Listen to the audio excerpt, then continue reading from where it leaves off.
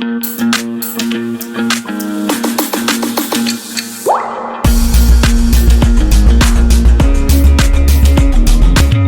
Can parties B reformed? Parties जो है किस तरीके से चेंजेस ला सकती है? रिफॉर्म होता है चेंजेस। पहला आता है the constitution was amended to prevent elected MLAs and MPs from changing parties. अभी जो पॉइंट हमने डिस्कस करा है वही चीज। अब देखिए फर्स्ट पॉइंट को कि एमपीज और एमएलए जो हैं जो अपनी पार्टीज को चेंज करते हैं, तो कॉन्स्टिट्यूशन में एक अमेंडमेंट करी थी। वो क्या अमेंडमेंट थी?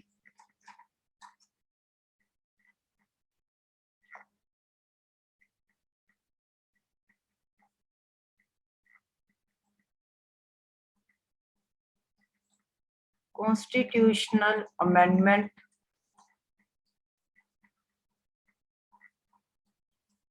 For those MPs and MLA जो अपनी सीट को चेंज करते हैं, इसके लिए एक लॉ लाया गया था, that is known as anti defection law. Defection मतलब जिसमें डिफेक्ट हो। अगर कोई भी एमपी या फिर कोई भी एमएलए एक एक्स पार्टी से इलेक्शन लड़ रहा है और यहाँ से उन्होंने कंटेस्ट करा, यहाँ से वो जीत गए, क्लियर। उसके बाद इस पर्सन को जो है अलाउड नहीं होगा अपनी पार्टी जो है चेंज करना, यानी कि ये पर्सन जो है वाई पार्टी में नहीं जा सकता। इसके लिए एक लॉ लाया गया, एंटी डिफेक्शन लॉ। कोई भी एमपी, कोई भी एमएलए जिस भी पार्टी से लड़ रहा है, जहां से भी वो जीत रहा है, तो उसको उसी पार्टी में जो है पार्लियामेंट में बैठना होगा, उसी का ही मेंबर बनना होगा। अगर उसको अपनी पार्टी चेंज करनी है, फॉर एग्जांपल इस एक्स पर्सन को, इस इंडिविजुअल को, वो इस पार्टी से लड़ रहा है और एक इंडिविजुअल है, यहाँ का एक पर्सन है, नाम लेते हैं हम सुमित। एक पर्सन जो है एक्स पार्टी से इलेक्शन लड़ा, जीत गया, क्लियर। तो वो वाई पार्टी में नहीं जा सकता। अगर उसको वाई पार्टी में जाना है तो उसके लिए प्रोसीजर क्या होगा? इसको दोबारा से जो है कंटेक्स्ट करना होगा, दोबारा से इलेक्शन जो है लड़ने होंगे। फिर उसके बाद जो है अगर वो जीतता है तो फिर वो वाई पार्टी में जा सकता है, क्लियर। री इलेक्शन का इसको सहारा लेना पड़ेगा अगर इसको वाई पार्टी का हिस्सा बनना है तो। समझ आ गई? और अगर ऐसा कोई भी करता गया तो इसके लिए उस एमपी और एमएलए को डायरेक्टली जो है डिसक्वालीफाई कर दिया जाएगा।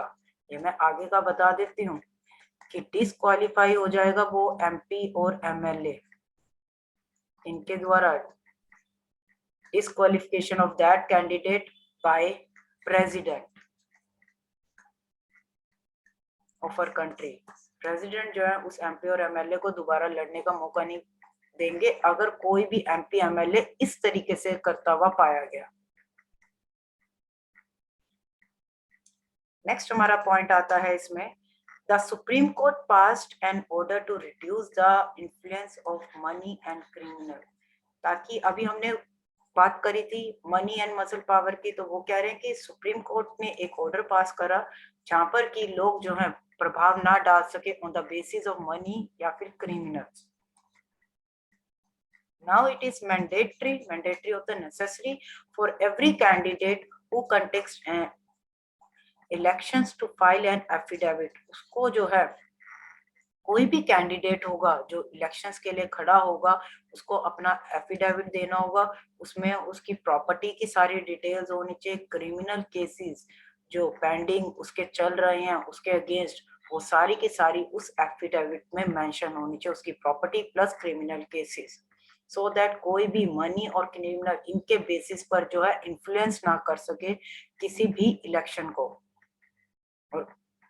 नेक्स्ट हमारा आता है the election commission passed an order. ये आ गया हमारा सुप्रीम कोर्ट का रूल। पहले पॉइंट में हमारा आया था कॉन्स्टिट्यूशन ने कैसे अमेंडमेंट लेके आए, कैसे एंटी डिफेक्शन लॉ लेके आए ताकि एमपीज और एमएलए अपनी पार्टीज को चेंज ना करें।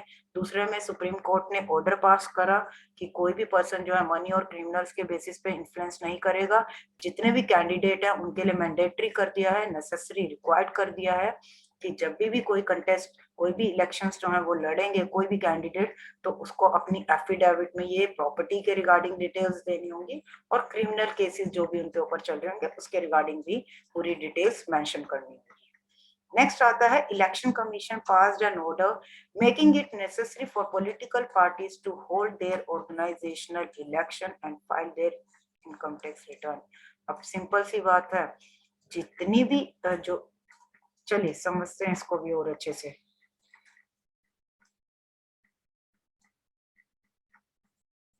इलेक्शन कमीशन का क्या रोल है? इलेक्शन कमीशन ने मतलब क्या ऑर्डर पास करा है? वो ये कह रहे हैं कि जितनी भी पॉलिटिकल पार्टीज है वो क्या करेंगी, आईटीआर फिल करेंगी, इनकम टैक्स रिटर्न। अब मोटिव क्या है इलेक्शन कमीशन का ये आईटीआर फिल करवाने का इन पॉलिटिकल पार्टी से? भैया कितना इनके पास पैसा आ रहा है,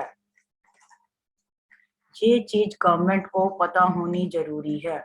किस पॉलिटिकल पार्टी के पास जो है कितना कितना पैसा आ रहा है, इस आईटीआर की मदद से पता चल जाएगा।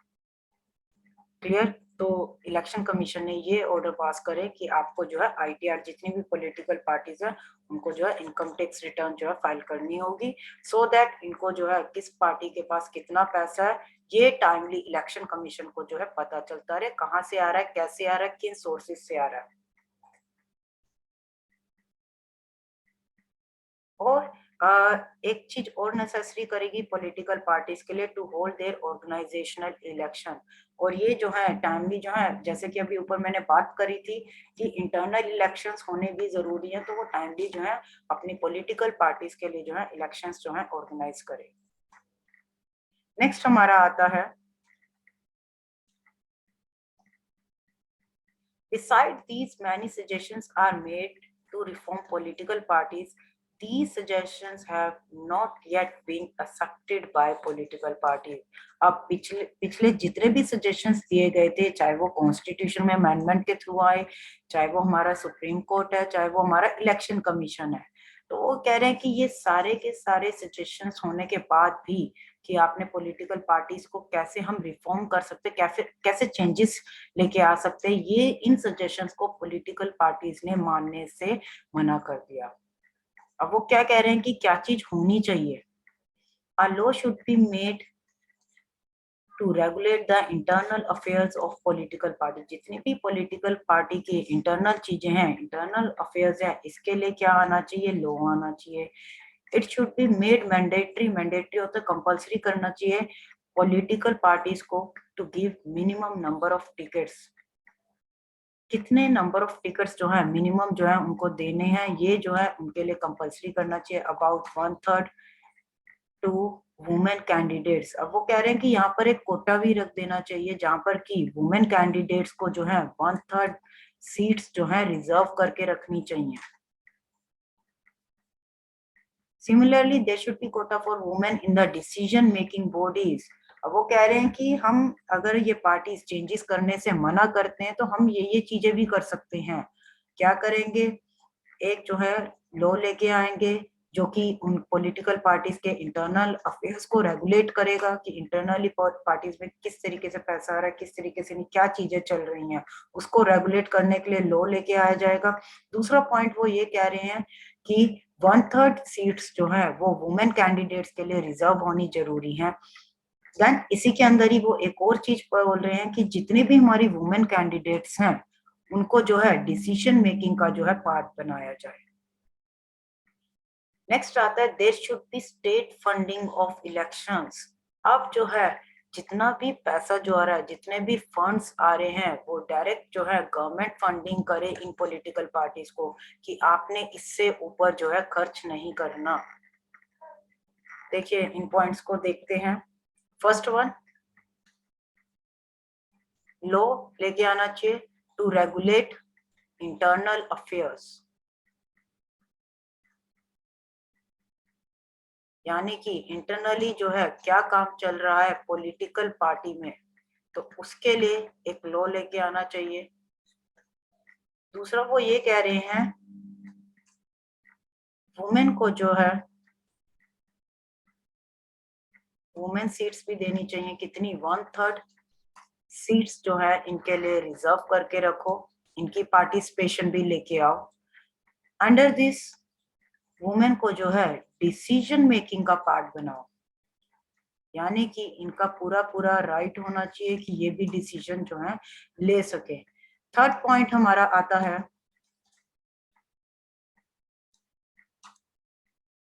That is state funding of elections. अब ये स्टेट फंडिंग क्या है? यानी कि जितनी भी पॉलिटिकल पार्टीज हैं उनको पैसा जो है एक ही जगह से जाना चाहिए। एक पूरा का पूरा जो है डिफाइंड होना चाहिए कि आप जो है इससे ऊपर जो है एक्सपेंस जो है नहीं कर सकते। एक लिमिट जो है वो डिसाइड करनी चाहिए और उस लिमिट के अकॉर्डिंग जो है हर पॉलिटिकल पार्टी को जो है पैसा दिया जाएगा और उसी में ही जो है वो खर्चा करेंगे। अगर कोई भी पार्टी एक डिफाइंड एक्सपेंस से ऊपर खर्चा करती है तो उसके ऊपर जो है उसको डिस्क्वालीफाई करा जाए या फिर उसके ऊपर एक्शन लिया जाए। और पैसा जो है वो एक जगह से, यानी कि एक गवर्नमेंट है, ये ही जो है एक ही जगह से जो है हर पार्टी के लिए जो है पैसा जो है दिया जाए। कोई भी हो, XYZ जितनी भी पार्टीज हमारी इलेक्शंस लड़ रही हैं तो एक ही जगह से पैसा जाना चाहिए और उनका जो है एक्सपेंस जो है डिफाइंड होना चाहिए कि आप इन इलेक्शंस में जो है इससे ऊपर खर्चा नहीं कर सकते। यानी कि पूरे जो है चीजों को कंट्रोल करा जा सके ताकि इनके जितने भी लूप होल्स हैं वो होना ताकि कोई भी ये करप्शन वगैरह जैसी चीजों को जो है ना कर सके। मेन मोटिव जो है वो ये है। The government should give parties money. Government जो है, अभी मैंने जैसे बताया कि गवर्नमेंट जो है वो पार्टीज को जो है पैसा दे to support their election expenses. जितने भी उनके इलेक्शन के एक्सपेंसेस हैं तो वो जो है गवर्नमेंट की तरफ से डिसाइड होने चाहिए कितने देने कितने नहीं। पूरा वीडियो देखने के लिए और लेटेस्ट एग्जाम अपडेट्स जानने के लिए डाउनलोड करें कैरियर डिफेंस स्कूल का एंड्रॉयड ऐप।